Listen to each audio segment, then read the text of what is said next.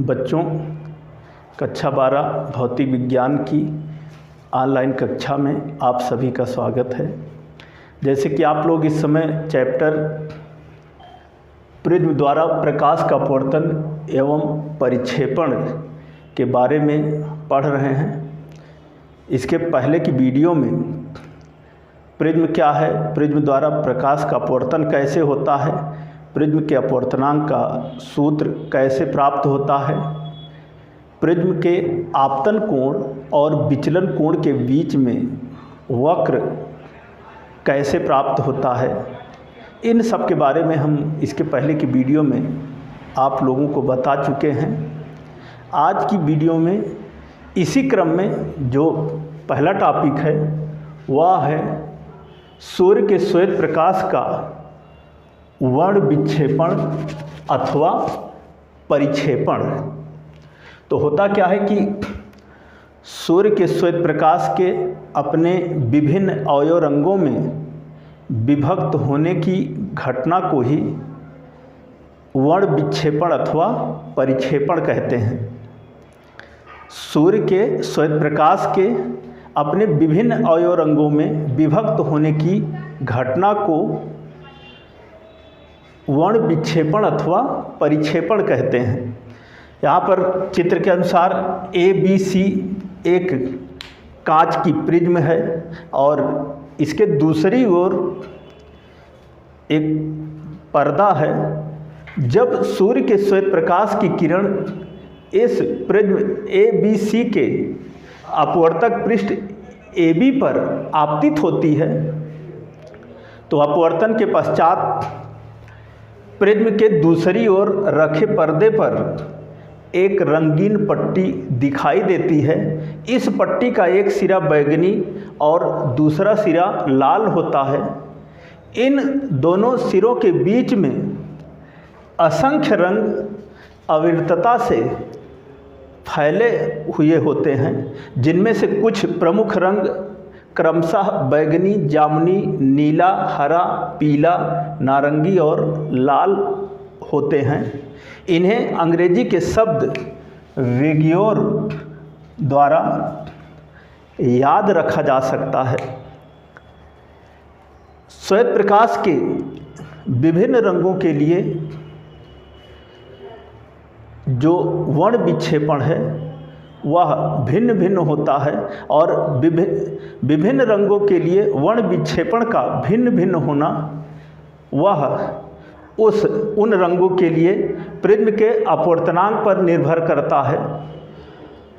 बैंगनी रंग के प्रकाश का अपवर्तनांक जो है वह सबसे अधिक होने के कारण इसका जो वर्ण विक्षेपण है वह सबसे अधिक होता है और लाल रंग का जो अपवर्तनांक है सबसे कम होने के कारण लाल रंग के प्रकाश का जो वर्ण विक्षेपण है वह सबसे कम होता है।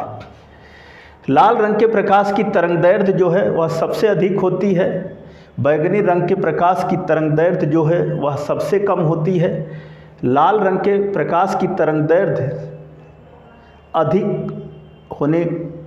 होने के कारण आवृत्ति जो है वह कम होती है और ठीक उसी प्रकार बैंगनी रंग के प्रकाश की तरंगदैर्घ्य कम होने के कारण इसकी आवृत्ति जो है वह अधिक होती है। आवृत्ति अधिक होती है। जब सूर्य का श्वेत प्रकाश किसी आयताकार प्रिज्म पर आपतित होता है तो प्रकाश का वर्ण विक्षेपण नहीं होता है। इसका कारण यह है कि आयताकार प्रिज्म पर आपतित प्रकाश और निर्गत प्रकाश दोनों परस्पर समांतर होते हैं। तो यही है हमारा सूर्य के श्वेत प्रकाश का वर्ण विक्षेपण अथवा परिक्षेपण। अगली हेडिंग है कोणीय वर्ण विक्षेपण अथवा परिक्षेपण। कोणीय वर्ण विक्षेपण, अथवा परिक्षेपण। कोणीय वर्ण विक्षेपण, वर्ण विक्षेपण अथवा परिक्षेपण। अगली हेडिंग है कोणीय वर्ण विक्षेपण, वर्ण विक्षेपण अथवा परिक्षेपण। कोणीय वर्ण विक्षेपण, वर्ण विक्षेपण अथवा परिक्षेपण। अगली हेडिंग है कोणीय वर्ण विक्षेपण, वर्ण विक्षेपण अथवा अथवा परिक्षेपण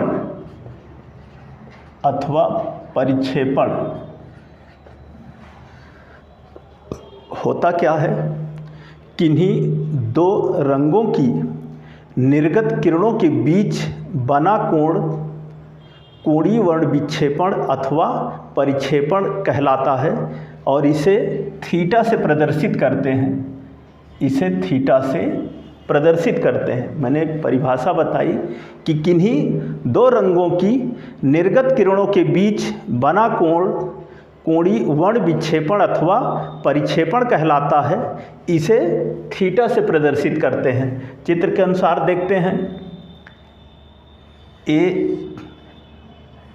ए बी सी एक कांच की प्रिज्म है, ए बी और सी। जब सूर्य के श्वेत प्रकाश की किरण, ऐसे चित्र के अनुसार ये श्वेत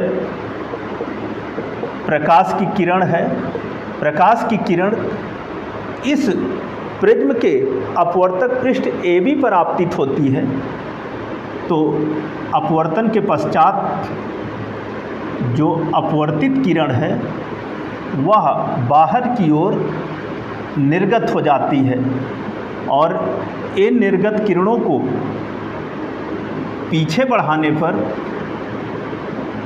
ए बिंदु ओ से आती हुई प्रतीत होती हैं। बिंदु ओ पर दोनों किरणों के बीच बना ये जो कोण है, इस चित्र के अनुसार जैसे हम दिखा रहे हैं, जो बना ये कोण है, यही कोण क्या कहलाता है, कोणीय वर्ण विक्षेपण अथवा परिक्षेपण। यहाँ आपतित किरण को हम ऐसे आगे बढ़ा देते हैं और चूँकि अभी इसके पहले मैंने बताया कि जो बैगनी रंग है उसका वर्ण विक्षेपण अधिक होता है और लाल रंग के प्रकाश किरणों का वर्ण विक्षेपण जो है वह कम होता है। इसको हम V मान लेते हैं, इसको R मान लेते हैं। V का मतलब बैगनी और लाल रंग की प्रकाश किरण का मतलब R, जो R माने हैं उसका मतलब लाल रंग की प्रकाश की किरण।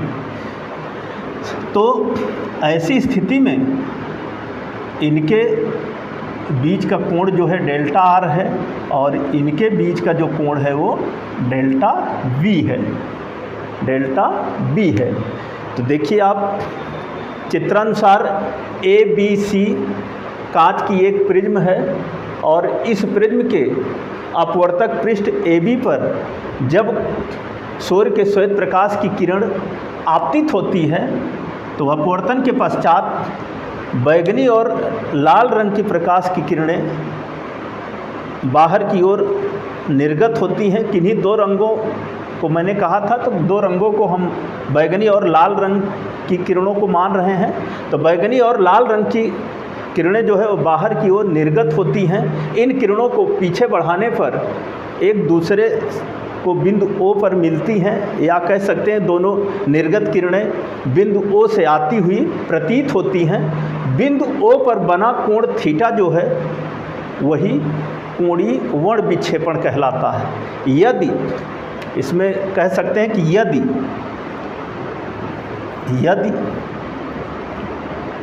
बैगनी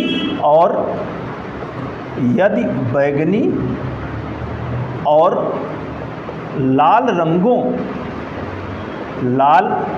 रंगों की किरणों के लिए विचलन कोण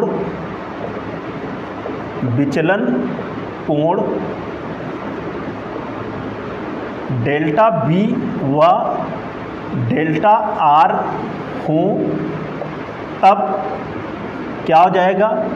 हो जाएगा कोणीय वर्ण विक्षेपण थीटा बराबर क्या होगा? Delta B minus delta R delta B minus delta R. फिर आगे कहेंगे कि यदि बैगनी व लाल रंगों की किरणों के लिए प्रिज्म के अपवर्तनांक, यदि बैगनी व लाल रंगों के लिए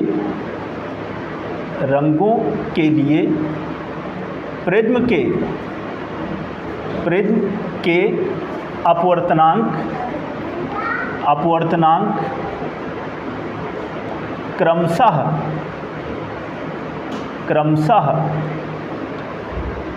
NV व NR हों, तब क्या हो जाएगा, NV व NR हों, तो ऐसी स्थिति में डेल्टा बी बराबर NV माइनस 1 इंटू ए।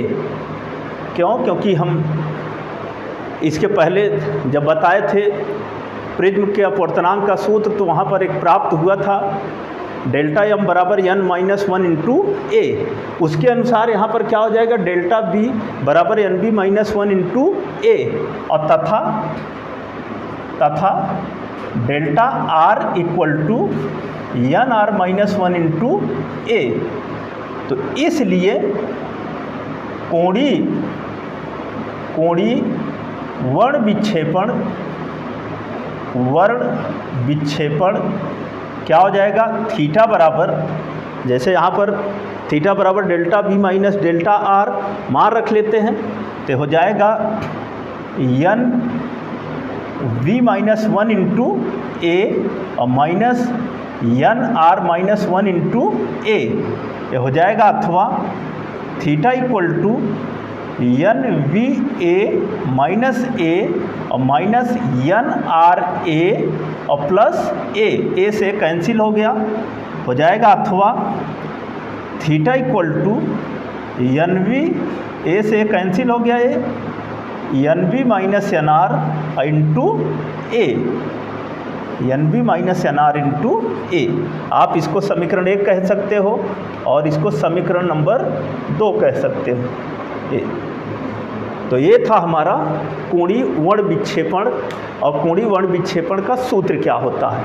चित्र के माध्यम से मैंने बताया, परिभाषा भी बताई, और चित्र के भी माध्यम से यही थीटा जो है वही क्या है, कोणीय वर्ण विक्षेपण।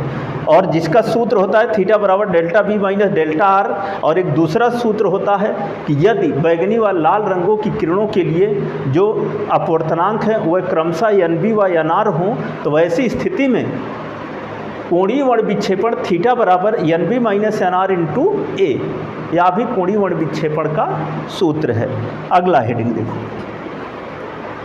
नेक्स्ट, किसी प्रकाशिक माध्यम की वर्ण विक्षेपण क्षमता अथवा परिक्षेपण क्षमता।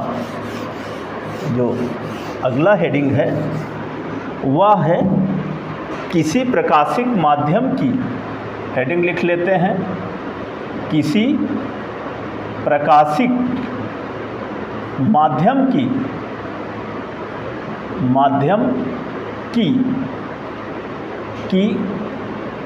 वर्ण विक्षेपण क्षमता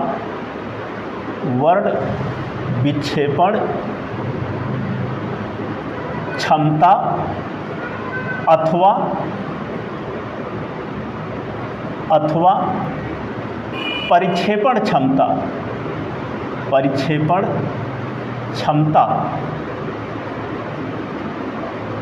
विक्षेपण क्षमता अथवा परिक्षेपण क्षमता। होता क्या है कि जब सूर्य का श्वेत प्रकाश एक पतले प्रिज्म में से होकर गुजरता है, तब बैगनी तथा लाल रंगों की निर्गत किरणों के बीच कोणीय वर्ण विक्षेपण तथा मध्यवर्ती रंग अर्थात पीले रंग की किरणों के लिए विचलन कोण के अनुपात को प्रकाशिक माध्यम की वर्ण विक्षेपण क्षमता अथवा परिक्षेपण क्षमता कहते हैं। इसे ओमेगा से प्रदर्शित करते हैं, ओमेगा से प्रदर्शित करते हैं। तो यदि बैगनी व लाल रंगों की, आगे ऐसे इसी में लिख लेते हैं तो परिभाषा हो गई, आगे इसी में लिख लेते हैं कि यदि बैगनी व लाल रंगों की किरणों के लिए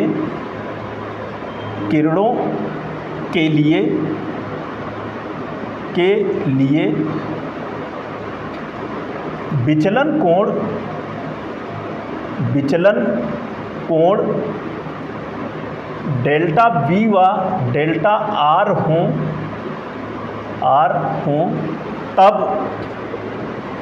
तब कोणीय वर्ण विक्षेपण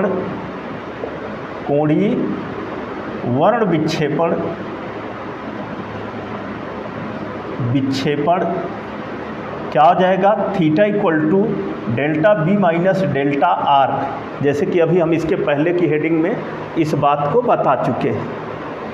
फिर आगे, तथा मध्यवर्ती रंग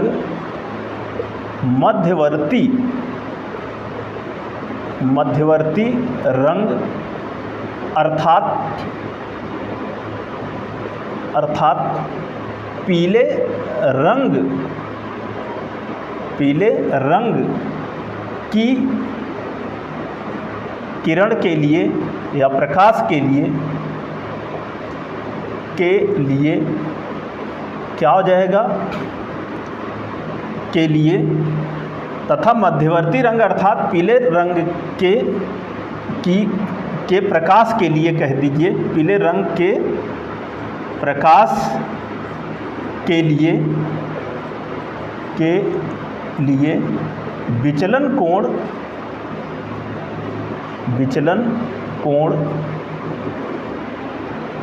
डेल्टा Y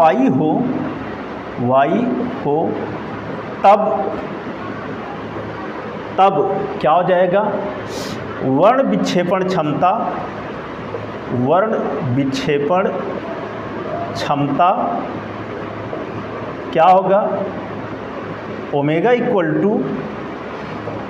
ओमेगा बराबर थीटा पान डेल्टा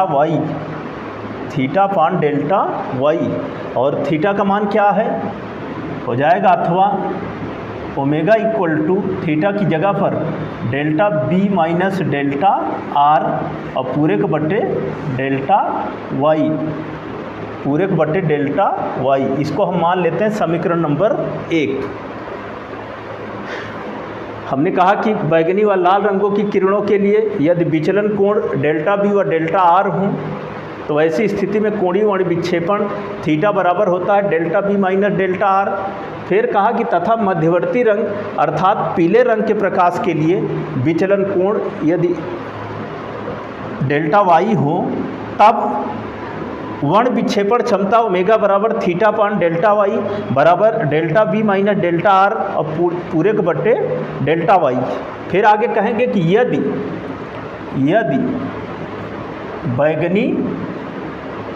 बैगनी व लाल रंगों के लिए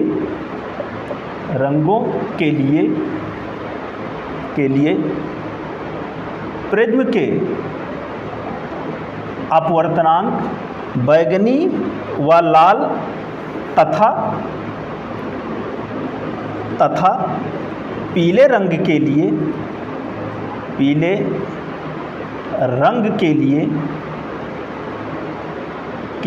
लिए क्या हो जाएगा, अपवर्तनांक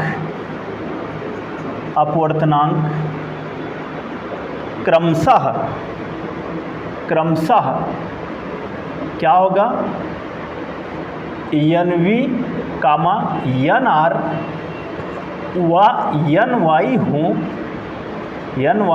हों तब ऐसी स्थिति में होगा क्या, हो जाएगा delta V equal to NB minus 1 into A और delta R equal to NR -1 into A और delta Y equal to N Y -1 into A. क्रमशः अगर इतना हो तब हमने कहा कि हो जाएगा delta V equal to N V -1 into A comma delta R equal to N R -1 into A और तथा डेल्टा वाई बराबर एन वाई -1 इंटू ए।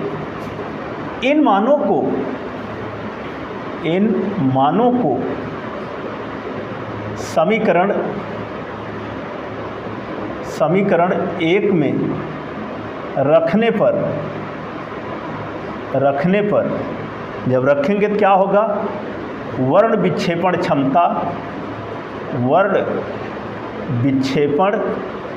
क्षमता क्या हो जाएगा, ओमेगा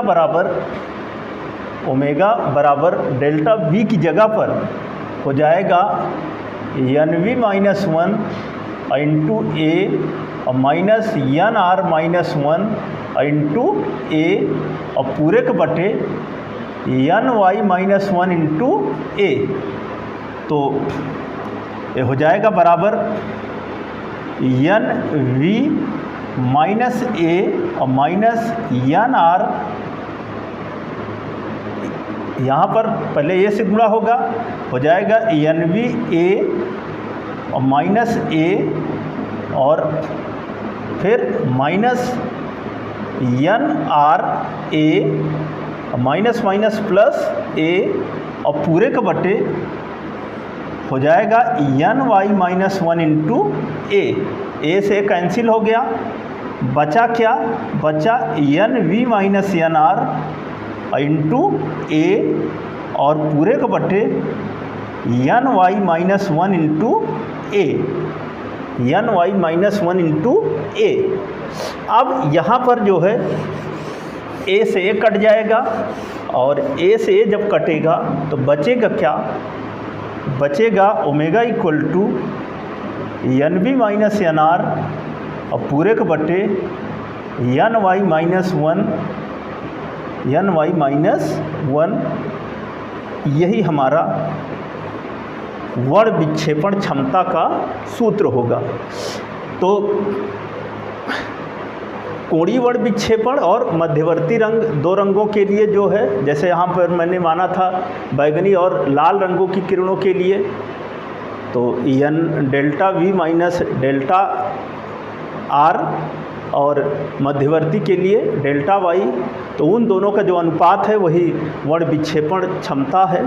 और फिर हमने बैगनी, लाल और पीले रंग के लिए यदि प्रिज्म का अपवर्तनांक जो है वह क्रमशः एन वी, एन आर व एन वाई हों, तो वैसी स्थिति में जो वर्ण विक्षेपण क्षमता है वह हो जाएगा यही जो आपके सामने दिख रहा है, ओमेगा बराबर एन बी -एन आर और पूरे बटे एन वाई -1।